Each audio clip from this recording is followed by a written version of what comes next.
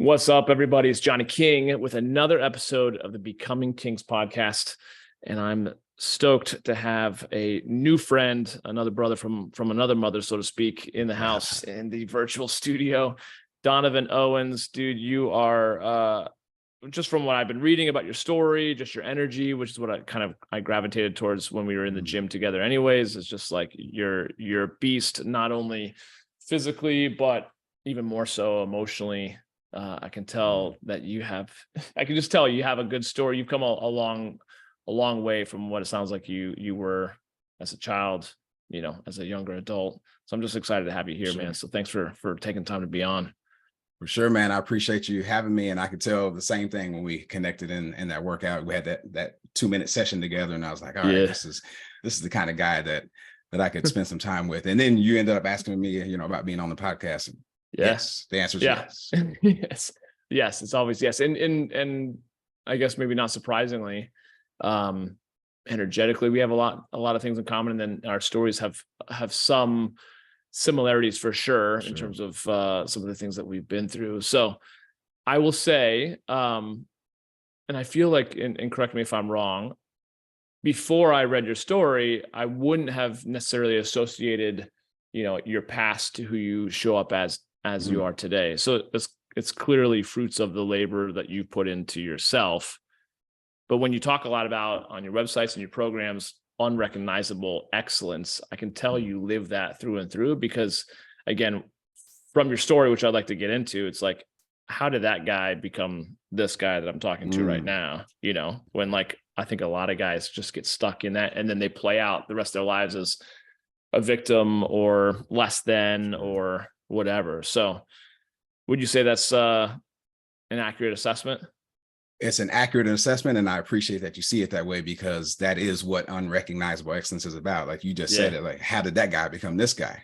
Totally. That is unrecognizable excellence. And so there's I've discovered over the years of a lot of personal development that there's a process to be able to get to that. And I needed the man I was in order to make that happen. Yeah. What was the initial, if there was an initial catalyst, how did you even discover personal development? How did you discover that there was even a way to kind of hack fulfillment or happiness or growth coming from where you were, and like I said, I'd like to get into that, but what was that? Was there someone, was there a mentor? Was there a book? Was there a moment where you're like, oh shit, your eyes were open to like, I can actually turn this ship around? Actual conscious recognition of it came when I started my own business, or got into like real deal entrepreneurship in like 2007, 2008. It's like, okay, I had this big ambition. I had this thing I want to do. How do I do it? So I started researching online, getting into courses, all these things that naturally you get led to. Oh, here's all the things you can do to make yourself, a better person. And there were some good things out there. Once I became conscious of that personal development world, part of me realized like I had been receiving personal development messages here for a lifetime. Like I remember looking back as a kid and being like, my intuition has guided me through a lot of different things. So we can get more into that stuff, but that's once I became conscious, that was around 2007, 2008. And then after that, it kind of opened up this whole world of realizing it's always been there, but there's just information you can receive to help it along. Were you always a really ambitious kid, teenager growing up? Or like, what was the influence of that? Was that from like parents or someone else? I was. The defining moment for that with me was there was this bike I wanted when I was 9 years old. Yeah. And I remember it was a dyno black bike. It had the pegs on it. It had the mag wheels. And I loved riding bikes and jumping hills and all that kind of stuff.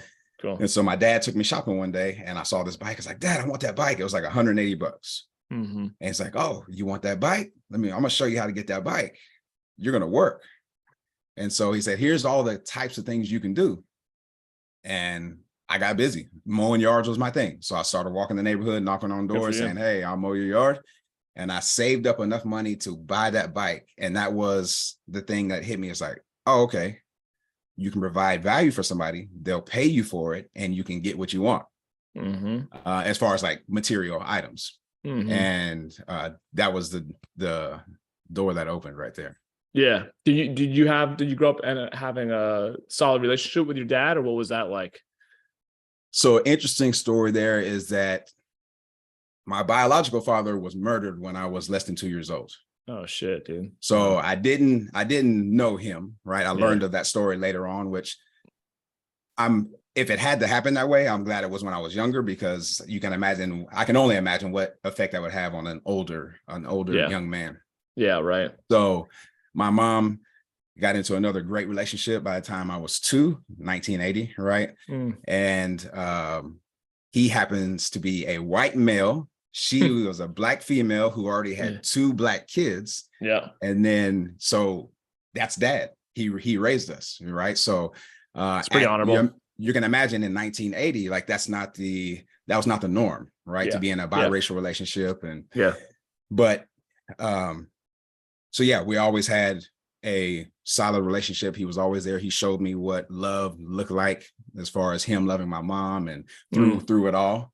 I always felt like we had what we needed. So we didn't grow up rich, but I never felt like we were poor. But now I can look back and say there was probably some moments where we were pretty poor, but I never felt like we were lacking anything. And so, yeah, I grew up in a pretty good environment. That's pretty huge. I mean, that's a big foundation that I feel like, and I ask obviously just because, as I'm sure you see in your work too, but don't want to put words in your mouth. I just noticed that whether it be men or women that I've worked with over the last 13 years or whatever, a lot of times there's some sort of dysregulation, something like that, that has, its birthplace in an unhealthy or imbalanced upraising, with your mom's not there or dad's not there, or they're there but they're not emotionally there, or there's something that that's struggling in that, obviously, that foundation of growing up. And so I do feel like that's a massive gift that you were given in terms of having, and I'm sure they did the best they could and they weren't perfect by any means, but just to have them, and have him take you guys on as his own is a pretty cool gift to have a male role model around growing up, Yeah, no doubt. And 44 years later, they're still married, and that's still dad. That's amazing. That's really cool. That's really, really cool. That's a beautiful thing. Sorry to hear about your biological dad. I appreciate that. Yeah. I mean, my mom passed away at a early age, 61. I got 26 years with her, but still, even just 26 years and even having her around, I still feel like I was gypped, if you will, to some regard, of like wanting to connect with her as an adult, and my heart goes out to you in terms of like, it just would have been cool to know your dad, and right, to have those conversations with dad. So of course. And now, knowing his story, like, I know a lot of things about him. We have some very similar kind of traits, mostly in the kind of the rebellious side of life. And so that came out in my teenage years, but that it would have been cool to have some conversations and see what he was all about. And hopefully he would have grown by the time we could have connected in that way. But life happens the way it does, and I don't question it. Well, it's a good segue though. Tell those that are listening a little bit more about like where did things start to go awry? Where did the rebelliousness happen in your teens, or where did it eventually lend itself to that fateful morning or that evening? I forget when you were questioning everything. Okay. So we have to go back a little bit. So in high school, let's go back. In middle school, I was an athlete, right? I grew up playing baseball. In middle school, I got into football. In between there was a lot of, I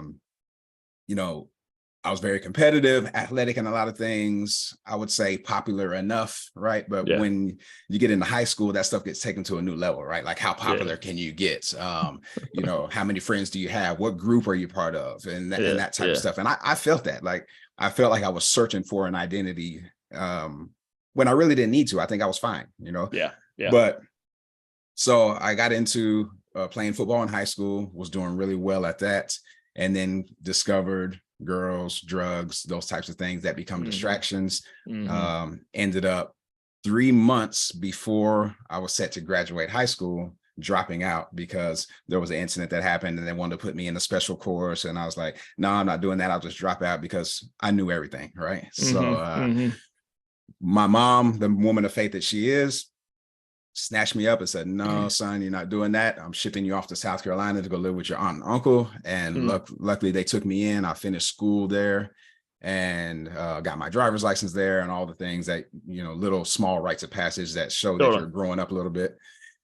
And then ended up coming back home about a year later, got straight back into the same group of friends, got into some gang activity, got into some really close call situations that, I could have died several times. So I was just in this rebellious state that took a little while to get out of. And what really helped me was a woman I was with at the time got pregnant and had my first child. And she's 25 now, but I had my first child. And that didn't change me immediately, but I'm sure it planted a seed and it started to grow in me that, okay, there's some kind of manhood that needs to happen here because there's a responsibility greater than yourself that you need to pay attention to. But it took a little bit of unraveling to get there, right? Yeah. I still wanted to go out and drink with my friends after work. I still wanted to go out and party on the weekend. And those things were there. And so over time, I ended up having my second kid with the woman I married at the time. And, so she's 24 now. So they were pretty close together. And after that, I was like, all right, I got to make some changes here. So I started being more structured, got into discipline, started working, started making a little bit of money. Fast forward, the relationship with my ex-wife didn't work out. And we ended up getting divorced after being married for 13 years. And that moment right there was when I questioned the value that I was coming to the world with as a man. Like, am I a good dad? Did I try everything I could during the marriage? All these things, right? Because I wanted to be the best man possible. Like every man wants to show up as the greatest version of himself, but I didn't know how to do that at the time. So I questioned it. And so it did lead to one day me sitting on the edge of my bed in an empty house, staring at a blank wall and just questioning, do I even want to live? Right? Is there any point in going on?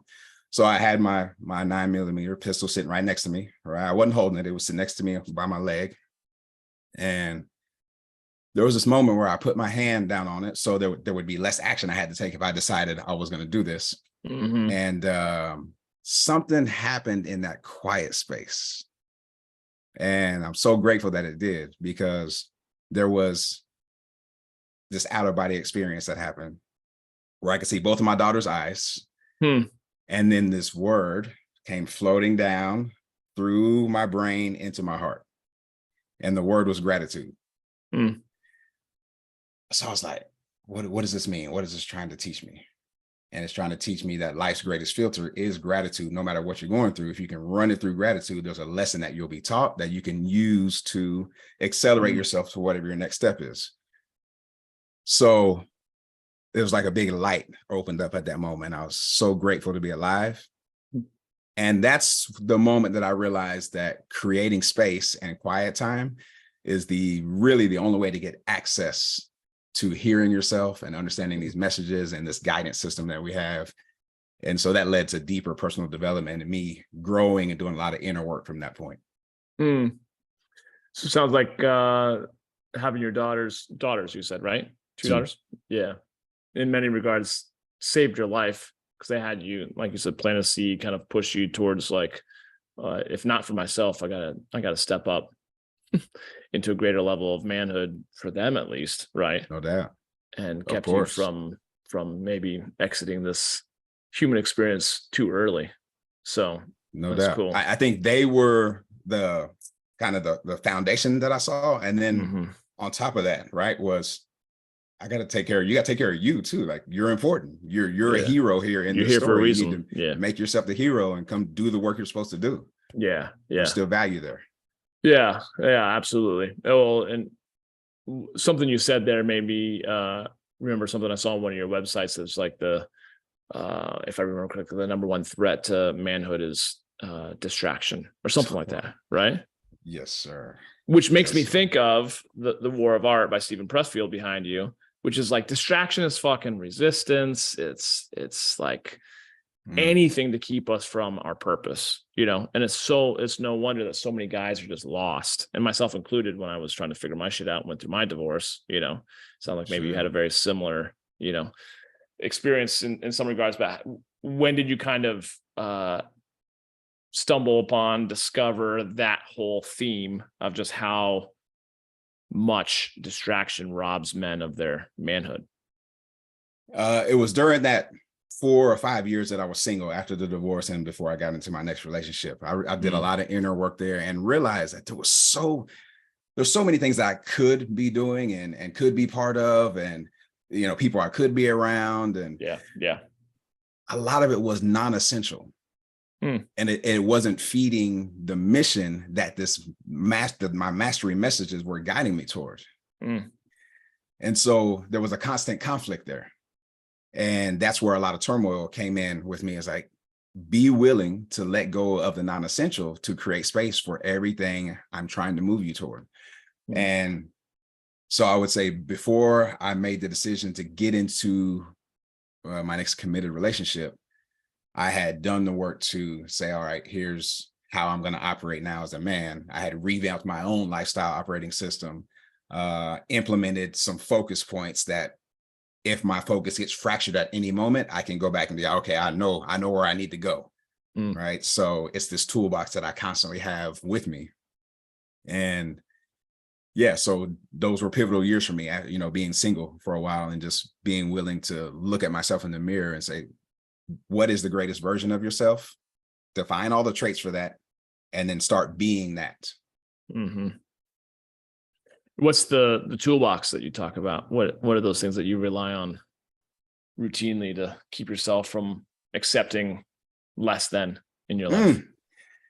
So, okay, if you'll give me a little while to riff here, I'll come around to your question. But I feel like we mentioned something earlier that I want to build context with this. Okay. Totally. So I do feel like for men, distraction is life's biggest villain. Totally. And societal conditioning is the number one distraction. And that's a big thing, right? There's a whole system involved there, but there's a lot of subsystems inside that societal conditioning. And so it kind of breaks down like this, right? You have your school system, right? That's system number one, which is valuable to a certain point. And then some people, of course, need more schooling than others, but it's not for everybody. Like the extended school period is not for everybody. So after the school system, you have this debt system. Come on into our debt system. Let's get you indoctrinated into this. Once you get into that debt system, well, you better get a job. So you get into this 9-to-5 system, which is, I call it the overwork system now, because it's not 9 to 5 anymore. Everybody's connected, so much so that your boss is buying you an iWatch and all the things that can keep you connected so that when they call you after hours, you're available. So you get into this overwork system, right? Well, now you're in the overwork system, you better be part of the happy hour system so you can feel the other side of being overworked, right? So you get into this happy hour system, right? Which turns out to be a lot of drinking, maybe some other drugs, a lot of complaining about all the things you don't like in life. And then you get into, well, I don't really feel like cooking. I'm overworked. I'm stressed. I'm a little intoxicated. Well, how about this fast food system? We got it right here. We built it for you. It's right here. Just jump right on in. It's nice and easy. Drive through. Don't even have to get out of the car. Right? Oh, now you're fat and unhealthy. Come on into our medication system. Got that for you. We built it for you. It's perfect. Whatever you need, we got it. Right? You get into the medication system, and then maybe mental health gets a little off. You need something to kind of like use your energy toward. Maybe you want to fight for one side or the other. Well, come on into the political system. We got that for you. Like, there's one side against the other. Just unleash all your drama right here. Then you're in the political system, and then you realize, oh, all right, let me use my energy somewhere else. Well, how about the media system? We got a media system set up for you. You can use all of your attention there. Right. And then once you have a full week of that stuff, right, Monday through Friday, well, you need a break, right? So come on into the let's let it all loose on the weekend system. You know how that goes, right? All you got to do is watch the commercials and see all the happy people who are doing that. Look at the beer commercials, look at all the things, and you can see how to let loose on the weekend just to be lethargic on Monday to try to do it all over again. Yeah. You see what's happening here? Yeah. And now more than ever, those systems are just pulling people in, and there's more anxiety, there's more depression, there's more men especially, who have kind of lost their ambition and their drive to do the things that they know they've been called to do. And so I saw this, and I looked back on my own life, and I saw, even though that was, a little while back, there were still these systems in place that were available to me, and I didn't want any part of those. And so I wanted to create my own system. And that's where I got busy creating this lifestyle operating system, which gives me 4 focus points, right? And those 4 focus points are: power pillar number 1 is strong self, right? That involves my fitness, my nutrition, my mindset. Power pillar number 2 is real relationships, right? And I would throw the word real in there because there's a lot of different ways to be connected to people, but they're not all real. And some of them are detrimental to be connected in, and we have to realize that. So real relationships are really important, right? That's your family, your friends, your intimate relationship. And then power pillar number 3, worthwhile work. Yep. Worthwhile work, not just any work. Sometimes in the beginning, you have to do any work just to get started. But I believe every man should be focused on the mission of what his worthwhile work is. It doesn't mean you have to be an entrepreneur, but get into something that is worthwhile and fills you up and fires you up every day to get up and give your energy to. Totally. Okay. And then power pillar number 4 is amazing adventure. And I feel like so many men are missing this because we get into this cycle of, let me make the money, make the money. And I upgraded my lifestyle. Now I got too many bills. Let me make more money. And just, we forget about strong self. We forget about adventure. We destroy relationships. See what I mean? So 3 of the pillars are off because we're so focused on what society has taught us is the number one thing. And so that's all I focus on, is those 4 pillars. Anything outside of that is non-essential and falls off. The answer is no. I think that's pretty profound, and obviously resonating too, from the standpoint of like, yeah, it's a system that kind of chews you up and spits you out to some degree, depending on how much it chews you up and whether you extract yourself. It kind of, I just think of it as kind of like the Matrix, Yeah, and you're kind of just going through it as just a cog in the wheel, so to speak. But then and it's just designed to kind of create dependency, it sounds like, right? And one of them feeds off the other and off the other. And men who are without a great sense of, work and purpose and drive and adventure, then they find those things in the forms of porn or arguing about politics online or just doing stuff that is such a waste, of their God-given gifts, right? And it impacts their relationships and their sense of self, right? So that's pretty cool. I really love that.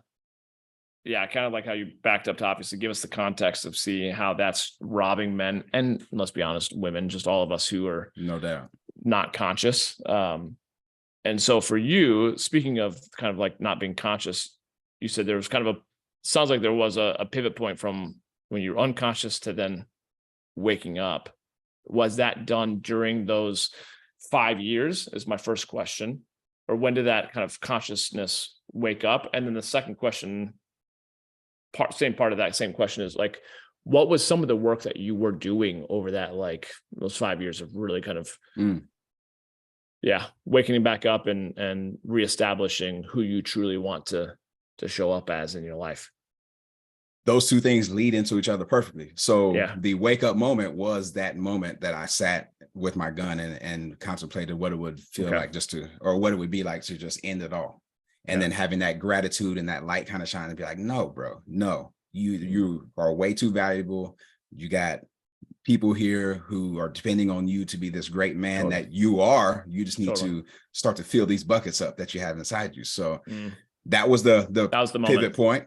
And then at that point, I had to decide, okay, I had to do some work. What are the traits of the greatest version of yourself? Even if you're not there yet, what are those traits? I had to write those down so I could see them, right? I had to make a list of what are all the forms of resistance you're going to face as you pursue this man?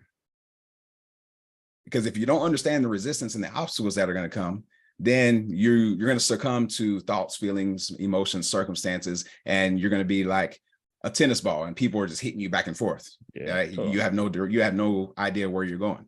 Totally. And so I wanted to have that control. So I needed to understand my resistance. I need to know what it looked like to be the greatest version of myself.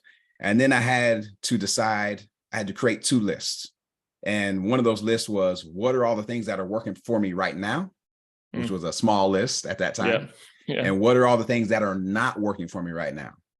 And then look at the list of things that are not working for me right now and make a conscious decision about how uncomfortable am I willing to get to start eliminating these things. And I couldn't do the whole list at once, right? I could have tried, but that's a recipe for failure. But I identified 2 to 3 at a time that I could go to work on. We're like, oh, okay, you've been eating out a lot. You like to eat out a lot, right? You're ordering Domino's pizza, you're doing all these things. And so I started eliminating that, removing myself from that system. Okay. And so I went through the entire list like that. And then what happened is, as that list started to get smaller, the list of things that were working for me started to grow. Right? The law of polarity. So that started to grow. And after I realized those were working for me, I started doubling down on those things. Oh, my fitness, man. When I do my fitness, I feel powerful. All right, don't stop doing that. You gotta keep that up. Right? Mental work, intentional quiet time is what I call it. A lot of people call it meditation. I feel like that makes it a little bit intimidating and not accessible for a lot of men who are just getting into this thing. So I call it intentional quiet time. Just sit somewhere and be quiet. And so I bought a special chair just for that. Cool. And so I sat in that chair. I committed to 2 minutes a day.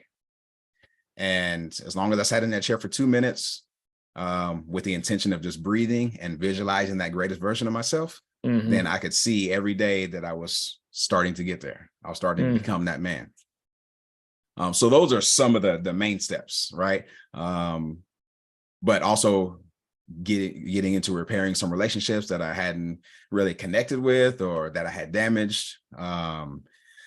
Being honest with other people in my life, like my clients at the time who didn't know I was going through that stuff, right? Because I just suppressed everything and held it down, even though they probably knew something was off, right? Because you can't, when you have that much going on, you think you're hiding it, but people know, right? Yeah. But I came out one day at a session I was putting on, and it's just all came out. I was like, hey, look, y'all don't know, y'all helped me through this thing that I've been going through. And all of them were like, why didn't you just tell us? Like, we love you. And I was like, oh, okay. So talking helps. Yeah. So I started talking to more people who, you can't just talk to anybody, right? So I started talking to people who are valuable in my life about things that I knew I could share with them. So that's some of the work that took place over the 5 years. And when I got into what I thought was going to be, my relationship, which I'm in now, I really sat down and went back over all those things that I had written down as my lifestyle operating system and asked myself, am I where I need to be in order to be valuable to somebody else this way? Because it's important for me to show up. Yeah. And I realized that I was, and it was an amazing feeling. Like, I don't really need to change anything else because I'm okay on my own. Right. I'm peaceful on my own. I can stand on my own just fine. And so I know if I'm that kind of man, I can bring a lot to somebody else. And it helped me to attract somebody who was that exact same way. That's pretty dope. That's really cool. And rewarding to know that, I think for a lot of guys who maybe are in the thick of it, they're in their 5 years or whatever, however long it takes. I think sometimes it can feel like it's getting darker before the dawn, and it can feel extremely lonely. It can feel like, why am I doing this work? Is this going to actually all pay off? Whatever the things that guys are thinking through as they kind of are in that dark night of the soul, so to speak. Right. But it's also interesting to hear you say that, like, it was that moment when you had your pistol next to you, because some guys, they almost have to keep bouncing off the ground, keep having, but they don't wake up. They don't notice that these are like, oh, they get a DUI. Oh, they spend a night in jail. Oh, they lose custody of their child, like over and over and over again. And not every single person or guy has, I feel like, the courage to actually take those moments and kind of seize them. And instead they just kind of keep getting further down the rabbit hole. Right. And sometimes I feel like it is too bad that so many guys take their lives, when there's an option for growth. But it takes a lot of, I feel like, ownership, a lot of responsibility. It takes a lot of desire to and emotional awareness to finally be like, all right, enough is enough, and I value myself enough to keep showing up this way. So it's cool to know that you kind of made that shift during that, and then what that even looked like during those 5 years, because I think that journey can be so different from each guy, whether it be plant-based medicines or a coach or a seminar or a book or a podcast or YouTube content or like finding a mentor. There's like so many different ways that there isn't just one way to do it. But it is nice also that, like, I'm hoping that guys are listening to this and they're resonating with your story, and then realizing that you have, not only are you walking the talk, but you've also mapped out the journey that you can help them go through and save time, essentially. Right. And that's some of your programs that you have. Yeah, no doubt. And just before we get into that, one thing that you're talking about is the journey is so different for everyone, right? Totally. For every man, which is why principles are so important, right? Because principles allow you to see, okay, here's how this man did it. I don't have to follow this exact same way, but the principle is he created space for himself, right? Yeah. So create space for yourself, be willing to look at yourself, be willing to do the work, right? And as long as you're willing to do those things, figure out what it is, what actions you need to take that align with who you want to be. And so, yeah, I mean, I'll let you ask me any specific questions you want to about the program, but I just wanted to touch on that. But that's a good point, because it's like what do you call it? It's like a waypoint or a post, a guidepost or something like that, where you could see it way off in the future or way off in the distance. Let's say I'm guided by these principles, but to get there, I can traverse, and navigate the landscape. However, what one guy might want to go right, another guy might go left, it doesn't really matter how you get there, as long as you're still focused on those guiding principles, right? Yeah. And they're attached to an ethical and moral compass, right? You're not like destroying anybody in your path along the way to get there, right? As long as you're doing that, man, it's like I think the universe has to open up and provide for you, right? And it's but it rewards action at all times.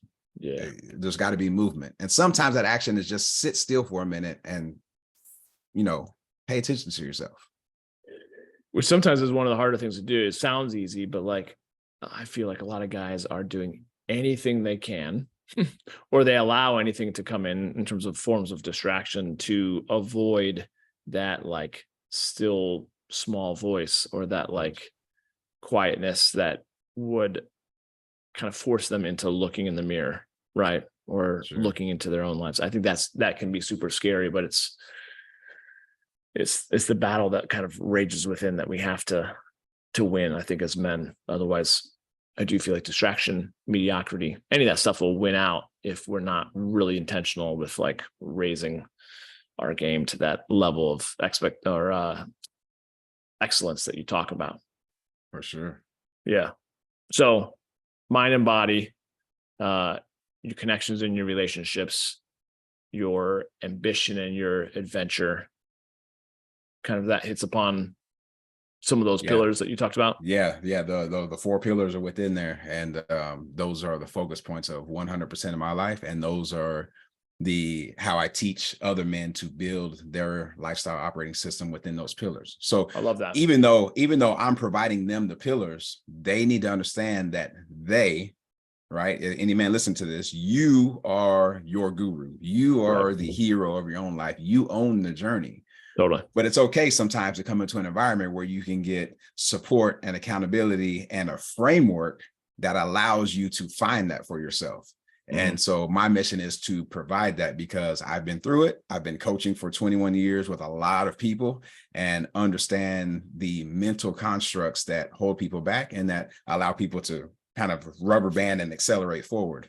Yeah. And there has to be focus. If there's unfractured focus and chaos, then there will always be that until you decide that you're going to slow down. And I keep saying this, create space for yourself. Only in that space can you find the energy or the next step to take to be able to say, all right, what am I doing here that's not working? Right. And I found that when I created these pillars, it gave men a focus point to say, okay, now they can say, what am I doing as far as my strong self that's not working? Boom, we can focus there. Right. Once that's dialed down, then we can say, what am I doing in my relationships that's not working? Right. You have these 4 points. And once you start to strengthen those pillars, you will find a lot of men think that you can only strengthen one at a time. All right, boom, let me get all my focus in my relationships. Then the work suffers, strong self suffers. It doesn't have to be that way. As long as you're applying energy to all of them, they can all rise at the same time, maybe at different speeds, but they can all rise together. And they actually should, if we're doing it the right way. And that's what, the lifestyle operating system is all about inside the program that I run called the Mental Shift. And it, it takes 8 weeks of very focused work every week to get this done. But at the end, you emerge with this entirely rebuilt lifestyle operating system that you can install in your life. Yeah. And I feel amazing delivering the work, and the feedback that I get from the men is that they feel amazing being able to take action on the work because it changes their lives. Oh, I can only imagine. And you answered one of my questions, was like, do you have guys start and just focusing on, let's say, the physical health, the nutrition side of things before you start touching on, but you already answered, like, no, you can do them all simultaneously. You can kind of, turn each of those dials, ramping them up. And then my next question, follow up to what you just said, is how is it delivered? Is it delivered in a one-on-one or a group coaching? Is it an evergreen program that they can do whenever they want? What does that look like in terms of the actual 8-week course? So the way I'm doing it right now is I want to be hands-on in the trenches with every man who comes in to do this. Okay. So I do it cohort based, up to 10 men in the cohort, which the next one starts on June 4th. Cool. And the way I do it is every week I teach one part of the system. I give you action items to complete by the end of that week. Beautiful. And then you turn in those action items, and then we have the next call the next week. And so it just keeps building. By the end of that, you have this whole system that's built.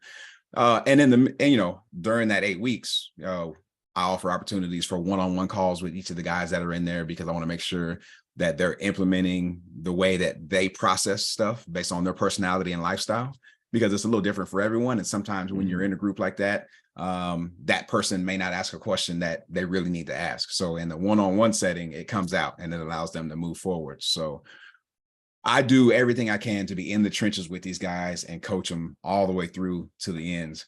And I'll do it that way for at least the next 3 cohorts. Yeah. And then decide, all right, is this something that can even be done in a more evergreen way or any other kind of way? Right now, I love being there with them.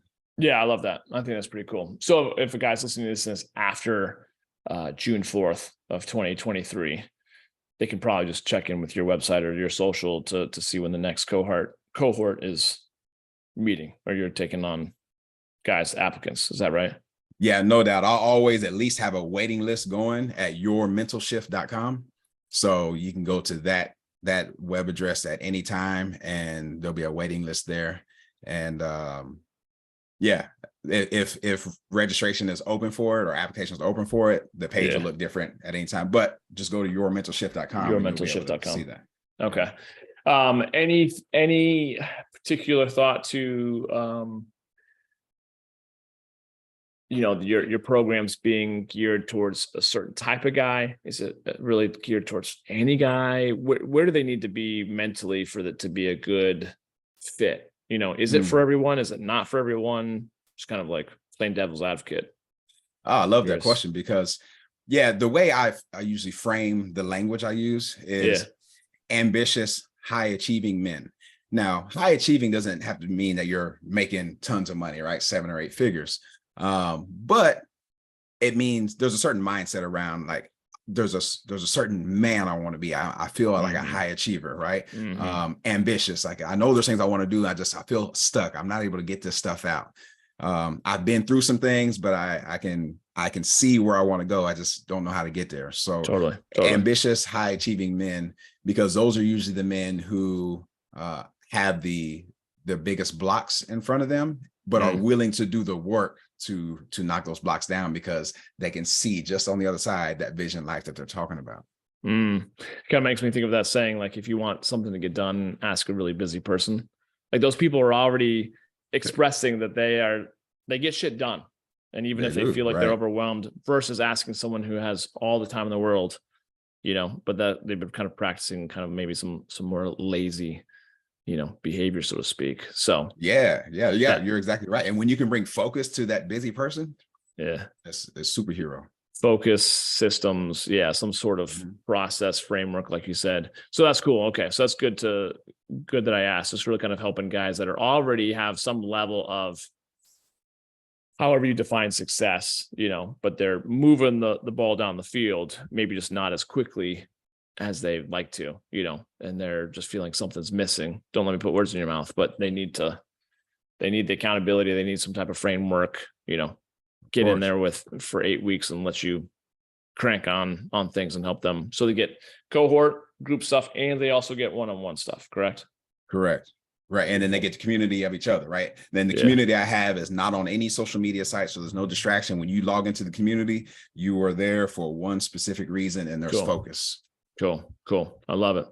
Let me ask you this, a little bit of a curveball. What's an area of your life, whether it be your relationships, your health, any of those kind of 4 areas in your toolbox that you're talking about, are you really working on? Like, what are you working on to take your own life to the next level, assuming that you never end, you never stop journey, never stops. Yeah. My biggest area that I'm working on right now is relationships, right? Connections like this with you, relationships with my kids, relationships with, I have grandkids that are, I have 2 grandkids that are here. I'll have a third by September. Crazy. So relationships with them, like, how can I influence how they're brought up? Relationship with my parents. They moved to South Padre because they're retired, so they're a little further away than they used to be. Making time to go down and see them and really connect with them. Relationships with my brothers, with people who are really good friends in my life that maybe we haven't connected the way that I feel a deep relationship should. But instead of saying, hey, we haven't connected like a deep relationship would, just bringing that energy to it. So that's my biggest focus right now, is relationships. And it feels good to be evolving there in that area. No, I can imagine. And it's also, I think, noteworthy enough for like guys that maybe feel like they're overwhelmed. They've got so much stuff going on.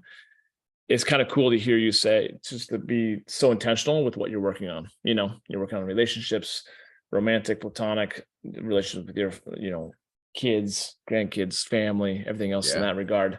But I also feel like for some guys that maybe are overwhelmed and have just so much stuff going on, that can be like, oh man, like, that's just one more thing to put on their to-do list. And I do feel like sometimes, or not sometimes, most often, stepping into a cohort like what you've got going on is the structure, is the accountability, it's the brotherhood, it's the ability to talk about the things that they've got going through, even though they might feel like they don't have the time. They kind of don't have the time not to. Otherwise, they're going to keep doing exactly what they're doing, right? So to be able to get into, then they will, I think they would very shortly thereafter be able to have that same type of answer or delivery that you just gave. It's like, actually, I'm working on this with my intimate partner. I'm working on this with my nutrition. I'm working on this with like scheduling time for adventure with my kids. It's like, no doubt. To be able to rattle that off shows a level of sophistication and organization that I think you clearly express, and that you walk your talk, that probably a lot of guys are lacking. And that, I think, also results in a lack of feeling like they're truly expressing their masculinity or their manhood, where they feel kind of lost and adrift and not exactly sure where they're going in life, right? Where the healthy masculine is decisive, it's clear, it's on point, it's driven, right, for all the important parts. So I love it, dude. I think your program sounds dope. It sounds like it's going to be, absolutely, that super influential for all the guys that really, really need it. I know there's a lot of guys that listen to this that could step into that for sure. So you said yourmentalshift.com? Yourmentalshift.com. Okay. Yeah. That's great. And then is there links to your socials, or what's the best way to even connect with you if they have more questions or whatnot? So on all platforms, mainly Instagram and Facebook, those are the two I use the most, but Instagram the most. I'm at The Committed Man. Okay. And then thecommittedman.com is the main site. So, and then your mental shift is just a very specific landing page for the actual program. The actual program. Okay. Right. That makes it pretty simple. IG for the most part, which makes sense. Then your website and your program website. Dude, thank you for joining, for sharing your story. I know there's so much that I actually wanted to, like, I don't know, I geek out on like, oh, what was that like with your parents? Or what was that like with your ex and this and that? What was it like to have a kid when you were so young? And all those fears. There's so many things that we could get into. It'd end up being like a 3-hour conversation. So we'll save that for part 2 and part 3, having you back on. But I appreciate just getting the breadth of your journey from going from like, dabbling in some not so healthy things, from for sure drugs and gangs and just the friend group that you were in back in the day in your teens, to be able to wake up from that. And now, as they say, turn your message. Your message is pretty inspiring though. So thank you for being here, man. Thanks for sharing all that good stuff. Thank you, man. I appreciate you giving me the space to share the story, and 100%. Hopefully it's able to impact at least one man in your audience. And I'd love to just get on and jam with you one day, because I feel like we have some connection points that we can just share and jam. For sure. I'm open to you just recording, and you can use it for whatever, man. But I'm down to keep connecting, bro. I love that. Absolutely. Well, I appreciate you so much. Guys, do yourself a favor. Jump on Instagram, Twitter, Facebook, his website, whichever, The Committed Man. The Committed Man. Whatever social that you're on. Start surrounding yourself. Obviously, you're listening to it now. Part of that, I think, is really weeding out all the distractions that are unhealthy, and surround yourself with men who are walking the talk, and Donovan's definitely is. So Donovan, thank you again, brother, so much. Sure. Looking forward to having you back on soon. But guys, have a wonderful rest of your day. Thanks for joining us on the Becoming Kings podcast. I'm your host, Johnny King. We'll talk soon. Cheers.